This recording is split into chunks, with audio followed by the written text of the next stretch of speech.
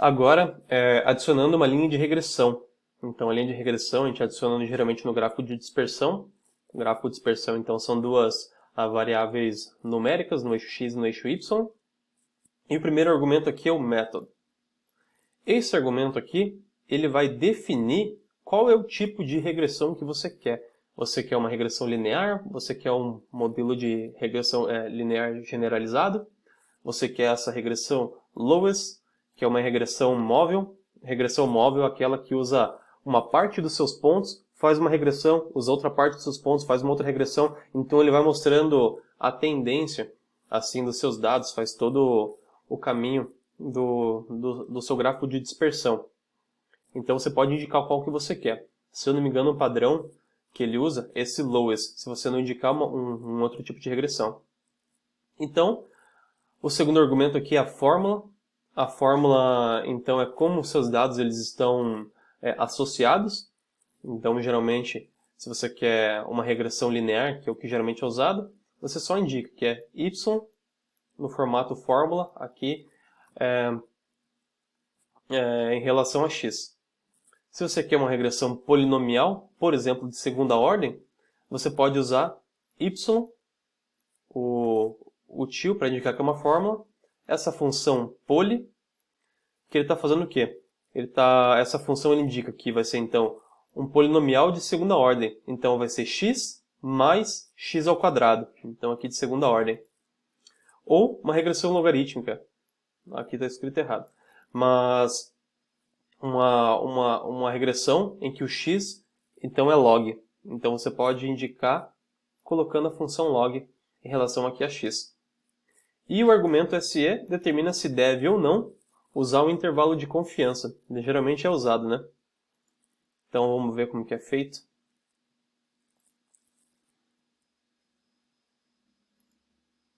Aqui. Então, aqui. Primeira camada, a gente já viu. Dados, como estão distribuindo meus dados. Aqui, no caso, a variável x vai ser o zinco. A variável y vai ser o carbono. Eu coloquei uma cor diferente para o nível, que são dois níveis, né, com e sem esterco. Um gráfico aqui de dispersão. E aí eu adicionei a camada com a linha de regressão. Eu usei o método LM, regressão linear, então vai me formar uma reta. Vai formar uma reta porque eu indiquei que a fórmula é simplesmente x em relação a y. Y em relação a x. Então, olha só. Ele já fez uma regressão para cada um dos meus pontos do meu gráfico de regressão. E aqui também poderia ser feito o quê? Eu poderia dividir esse gráfico aqui em dois, fazer um painel para cada um, né?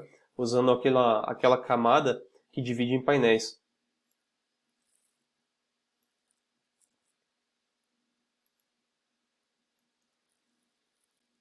Agora, adicionando estatística, fórmula e o r ao quadrado. É muito comum, né, a gente colocar a equação na parte superior do gráfico e o r ao quadrado. Existem diversas formas de fazer isso, para falar a verdade. Você pode adicionar, então, um elemento de texto, uma camada de texto, e você mesmo digitar qual que é a fórmula e qual que é o r ao quadrado e onde você quer colocar ela. Mas essa forma eu acho mais simples, porque quando você vai digitar, às vezes tem algumas dificuldades. Por exemplo, eu tenho que colocar o valor elevado, né, x ao quadrado, como que eu faço isso? Então, o jeito mais fácil é por meio desse pacote chamado ggpmisc. Esse pacote, então, ele traz mais funções para o ggplot, ele é um auxiliar. E ele tem essa função aqui, stat_poly_eq. Nessa função, você pode utilizar o argumento fórmula, que vai ser a mesma fórmula que você usou na sua linha de regressão. Aqui você vai usar aquele velho argumento chamado AES, que mostra como estão distribuídas suas variáveis. No caso aqui você está indicando que você vai colocar um rótulo. E aqui o rótulo vai ser isso daqui. Isso daqui faz parte da função stat_poly_eq. Então faz parte do pacote ggpmisc. Então você vai colocar eq.label para indicar que você quer a equação. Então ele vai pegar automaticamente qual que é a equação daquela função e vai colocar no seu gráfico. Porém, você pode indicar tanto se você quiser a equação, quanto se você quiser, no caso, o r ao quadrado, usando esse rr_label no lugar do eqlabel. E se eu não me engano também, isso eu tenho que confirmar no help, mas você pode adicionar também o r ao quadrado ajustado, então o coeficiente de determinação ajustado, que é muito importante quando a gente tem regressões múltiplas, porque ele dá uma ideia, ele transforma na escala em relação ao número de parâmetros que tem aquela regressão. Então, também tem essa opção, se eu não me engano, no pacote.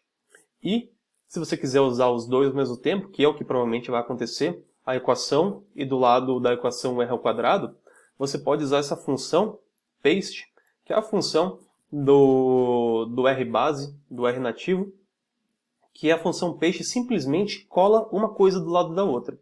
Então, se você colocar aqui AS, label, qual que vai ser o rótulo, e colocar paste, você pode colocar o primeiro aqui argumento do paste, antes da vírgula, que é a sua equação, e depois o segundo argumento, que vai ser então o valor do coeficiente de determinação. CEP, aqui no caso, é só para dizer que o primeiro elemento ele vai estar separado por uma vírgula no texto que aparecer no seu gráfico, e depois vai ter um espaço e vai ter o segundo elemento. Então vai ter a equação, vírgula, espaço e o seu r ao quadrado. Olha lá, vou colocar aqui no R. Então eu não vou instalar o pacote, mas se vocês não têm um pacote, tem que instalar ele, né? Vou carregar o pacote aqui.